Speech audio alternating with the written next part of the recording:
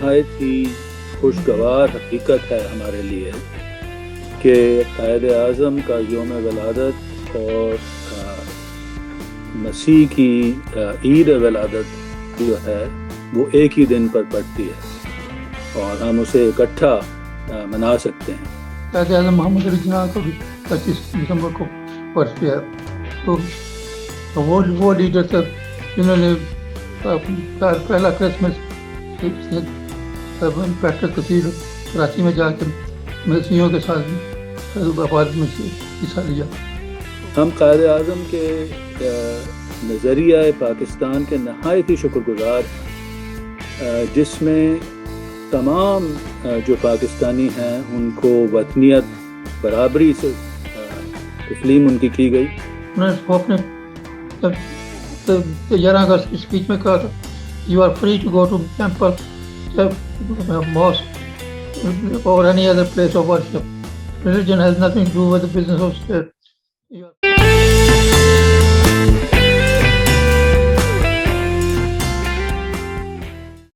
السلام علیکم، inner news and views میں خوش آمدید۔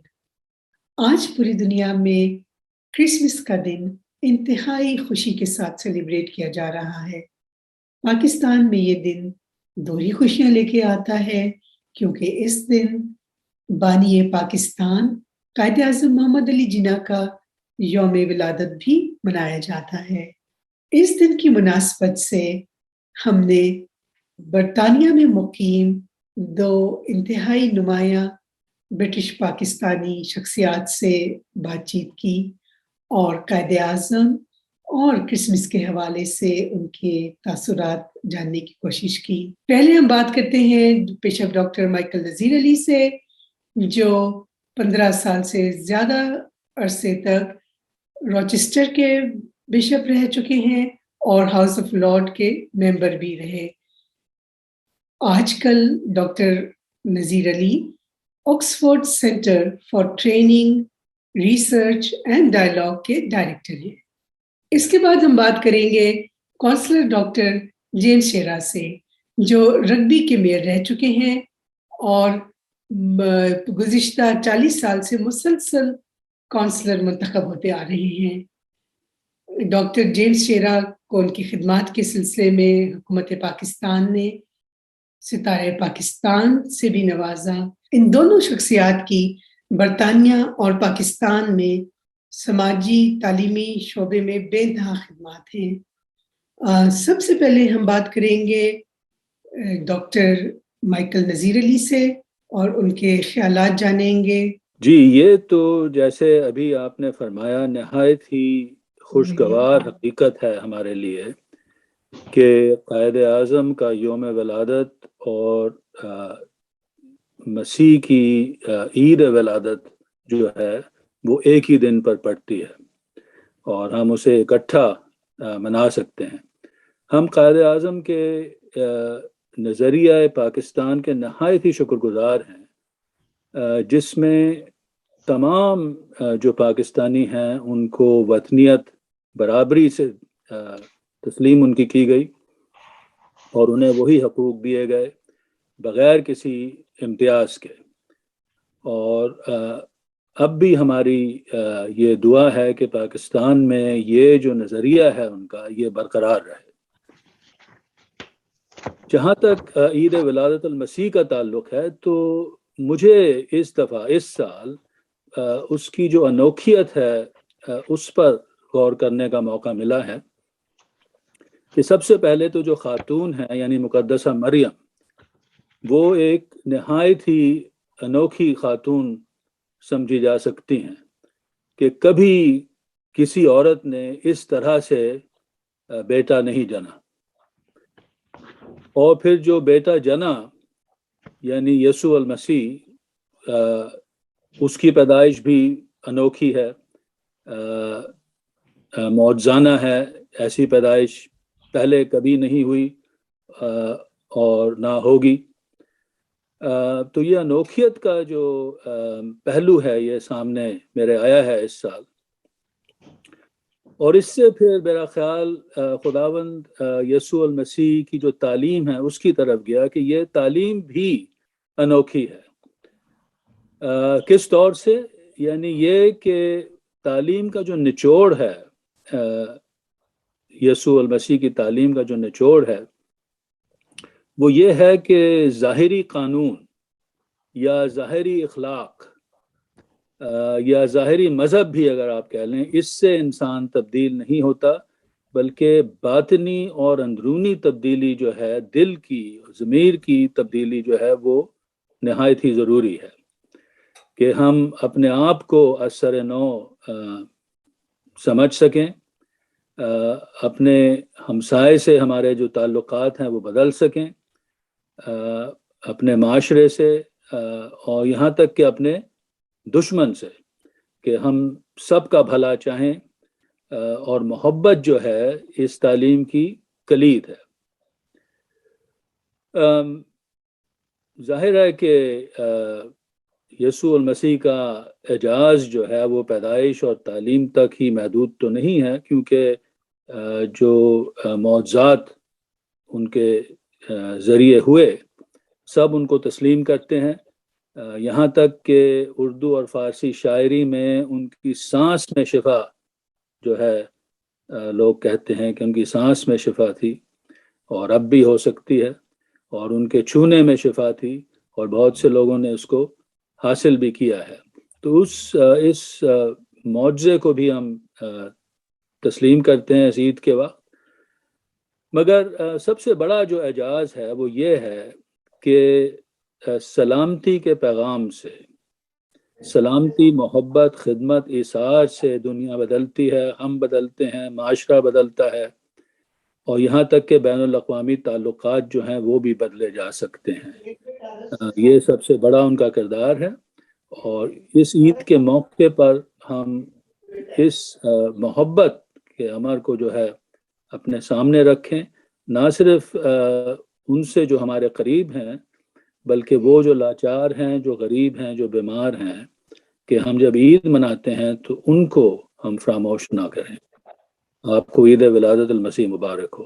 ناظرین، اب ہم بات کریں گے ڈاکٹر جیمز شیراز سے کہ وہ قائد اعظم، کرسمس اور انٹرفیتھ ہارمونی کے حوالے سے کیا کہتے ہیں. سب سے پہلے تو میں سب سننے والوں کو کرسمس مبارک کہتا ہوں، اور ہماری اردو زبان میں ہم بڑا دن مبارک بھی کہتے ہیں. سب کو مبارک ہو، پاکستان میں یا پاکستان کے بعد دوسرے. It is a day for everybody to celebrate and share and share. اور خاص طور پہ جو قائد اعظم محمد علی جناب نے پاکستان دیا تھا، اس پاکستان میں سبھی ایکول تھے، فیئرلی ٹریٹڈ، کوئی ڈسکریمنیشن نہیں ہوگا مذہب کے نام پہ، اور سبھی جو ایکول ٹریٹ کیے جائیں گے. اور اس حوالے سے جو کچھ ہوا کہ پوری لیڈرشپ جو کرسچنوں کی تھی، انہیں قائد اعظم محمد علی جناح کے پیچھے لبیک کہہ کے پاکستان بنوایا، اور کہا کہ یہ پاکستان میں وہ چیزیں نہیں ہوں گی جو ہندوستان میں ہوتی تھی، ڈفرینٹ مذہب کے خلاف جو ڈسکریمنیشن وغیرہ. انہوں نے اپنے 11 اگست کی اسپیچ میں کہا تھا، you are free to go to temple, mosque or any other place of worship. Religion has nothing to do with the business of state. You are first and foremost Pakistani than anything else.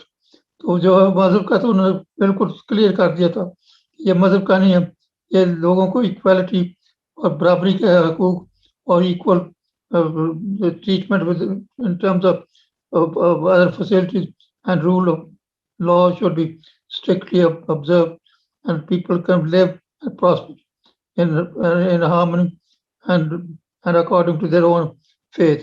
پہلے تو ان کی cabinet دیکھو، دو انہوں نے آتے ہی لے لیے، منڈل صاحب کو اور ظفر اللہ صاحب کو کیبنٹ ممبر، سینئر ممبر لے لیا اپنی کیبنٹ بنانے کو. آج حالت یہ ہے کہ کیبنٹ کو چھوڑو، کسی جگہ بھی ممبرشپ جو ہے کا فقدان ہے اور کوئی سنتا نہیں ہے. اور یہ چیزیں جو ہیں یہ بڑی پینفل ہیں کہ جس ملک کو ہم جان دے کے بنایا، اس ملک کے لیے ہم جانیں دے رہے ہیں، اور دیتے رہیں گے.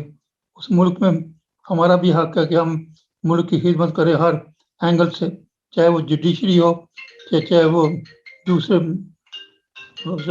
ایریاز ہوں, اس میں سب میں. لیکن اس دفعہ جو لندن میں ہوا پاکستان امبیسی نے کیا, دے سیلیبریٹڈ بیوٹیفلی. بشپ صاحب بھی ادھر تھے, بڑھ کے مین اسپیکر تھے, اور ایک اور بشپ صاحب تھے, اور ہیمز وغیرہ بھی پڑھی گئی.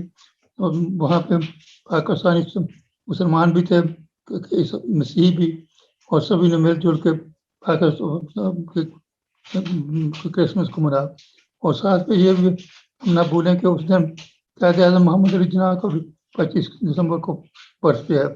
تو وہ لیڈر تھے جنہوں نے پہلا کرسمس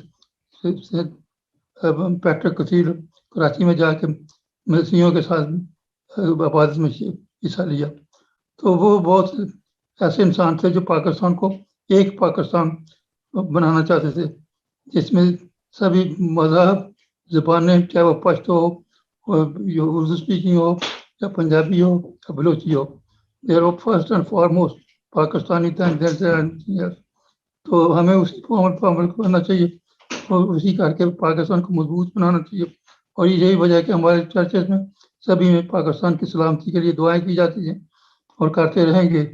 اور ہم اس وقت تک نہیں بیٹھے گے جس طرح کہ یہ پاکستان صحیح معنی میں وہ نہ بن جائے جو قائد کا ڈریم تھا. اور وہ ہوگا. ایسے لوگ آ رہے ہیں, مل رہے ہیں, پڑھے لکھے نوجوان, اور دوسرے طبقے کو اویئرنیس ہو رہی ہے کہ ہم جو معاشرے کو ڈیوائڈ کر کے ایک مذہبی رنگ نہیں دے سکتے. اس کو مذہبی رنگ بھی دینا ہو تو اس میں خلوص نیت کے ساتھ ایکول رائٹس, ایک دوسرے کو ایکسیپٹنس, ٹالرنس اور ریسپیکٹ, میوچل ریسپیکٹ, اور لیو اینڈ لیٹ لیو, اور ایک دوسرے کے جان و مال کا تحفظ کرنا, یہ اولین فرض. اور یہی وجہ قائد کے پیچھے جب پنجاب کے ڈویژن ہو رہی تھی کہ مسیحی لیڈرشپ نے ووٹ جو تھا وہ قائد کے کہنے کے مطابق پاکستان کو دے دیا, ورنہ وہاں پہ بہت سلسلہ خراب ہونے والا تھا. ہر قدم قدم پہ مسیحی لیڈرشپ اس وقت قائد کے ساتھ دیا, اس لیے وہ دیانتدار اور آنسٹ لیڈر تھے, اور وہ جانتے تھے کہ یہ پاکستان کو ایک آئیڈیل ملک بنائیں گے. اور اس لیے ہمیں سیکھنا چاہیے. اس دفعہ جگہ جگہ باتیں ہو رہی, خاص طور پر میں بہت فل آف اسپرٹ لندن کے حوالے سے کہ بہت اچھے طریقے سے سیلیبریٹ کیا, دل سے کیا. سبھی یہی طریقہ ہونا چاہیے کہ دیکھیں ہمارے مسیحی انسٹیٹیوشن ہے, وہاں پہ 4 میجر 5 کا کالجز ہیں, اس میں 19% 95% بچے مسلمان بچے ہیں. لیکن ہمارے مشنریوں نے کالج بنایا تاکہ ایجوکیشن کی اویئرنیس ہو, اور بغیر کسی مذہب تفریق کے ان کو ویسٹرن اور ماڈرن ایجوکیشن سے متعارف کرا. بالکل درست فرمایا آپ نے. ڈاکٹر نذیر علی, میں آپ سے اب تھوڑا سا یہ ریکویسٹ کروں گی کہ آپ بین الاقوامی مذہبی ہم آہنگی جو کہ جس کی آج کل بہت زیادہ دنیا میں ضرورت ہے, اس کے اوپر کچھ کہنا چاہیں گے؟